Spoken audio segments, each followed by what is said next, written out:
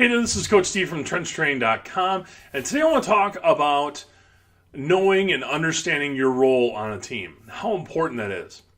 You know, I think us as coaches, we sometimes don't do a great job of defining roles for our players, but I think that's the first step in really having a player understand what their role is. It first needs to be defined for them. So the first thing we're going to talk about is defining your role.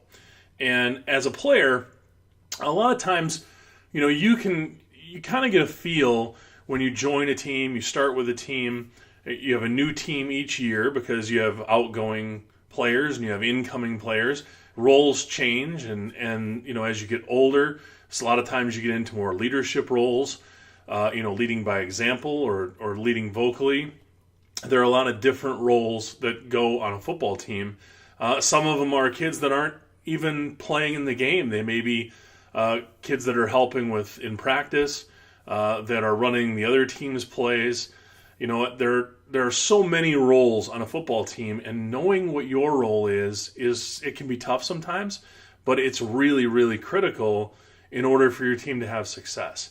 And one of the things I think about as a player is if you're not sure what your role is or aspects of what your role is, then you need to talk to your coach. The coach really should try to do a good job of defining each player's role. I know it's not something that's always said or discussed, but I think I've been around a lot of good coaches who do that. They do make a point to explain to players, at least the players that maybe seem a little unsure, exactly what's expected of them, what their role should be. Not everybody's going to be a superstar, obviously. Not everybody's going to be just a practice player. And there's a whole gamut in between. And, you know, we always want players, as coaches, we always want players that, you know, are striving to be the best. Obviously, we want that. We want all of our players, we want all of our coaches to do that. But there's also going to be times when, you know, you're going to be a specialist. Maybe you're a back that comes in on third down. Maybe you're the nickel defensive back. Maybe you're a rush end that comes in a passing situation. Maybe maybe you've got running backs that are better at catching the ball, so they're going to be in on passing downs.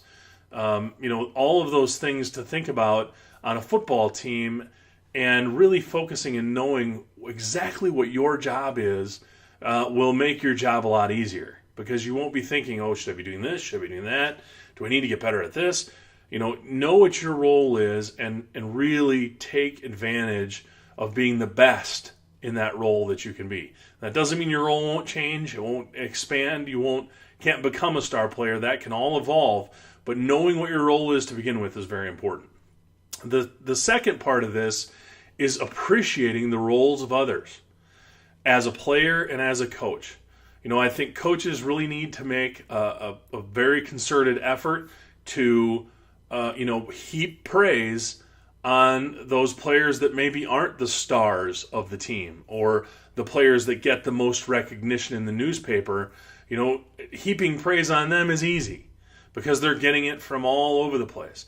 But it's the guys up front a lot of times, and that's just part of the game, both offense and defense, that maybe don't get that praise. And that's where we need to throw more of that praise, is to the guys that aren't getting it in the newspaper and that aren't, seen as the superstars, but they play a huge role on your team.